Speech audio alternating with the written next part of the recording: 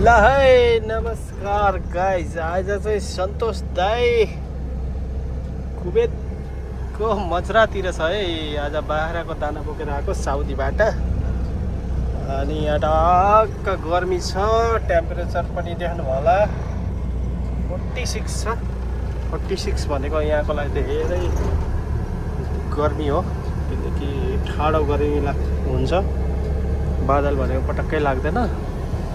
यहाँ चाहिँ 3 बजेपछि झार्न भन्छ बल्ल 12 बज्यो। गर्मी छ लास्टै।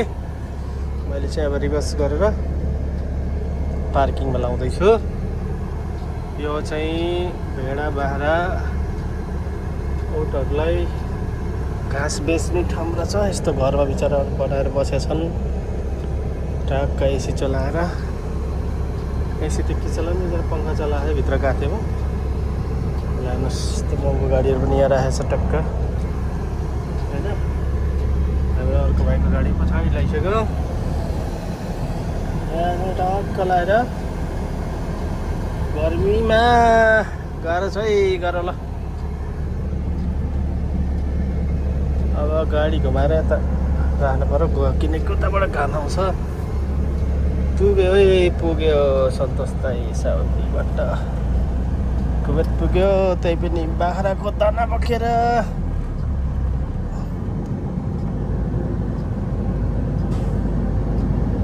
हामी 4 जना हो, 2 जना गाडी बिग्रेर बोर्डरमै हुनुहुन्छ, नवासी बोर्डरमा। यहाँ चाहिँ ठ्याक्क गाडी लाउने, ठ्याक्क लगाएर सुत्ने। अब एकछिन गर्मी छ, बिचरा लेबरले झार्ने भन्छ। यो बोरा हो सबै, उटले बाख्राले खाने दानाको बोरा, यस्तो खालको।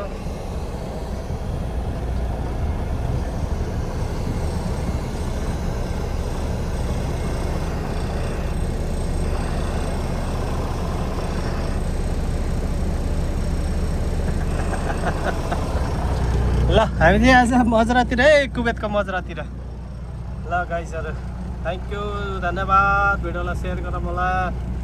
हो त्यहाँ आउँदैछ एउटा ट्रक। गर्मीले गर्दा तातेछ मोबाइल पनि। लास्ट गर्मी छ गाइसहरू, गाह्रो छ। गर्मी बढ्दैछ, अझै बढ्छ यहाँ। अब स्लिपिङ अफ द बेड है। यतातिर एसी चलेकै छ, अझै एसीले पनि काम गरेन भने अर्को एसी छ फेरि। No tension.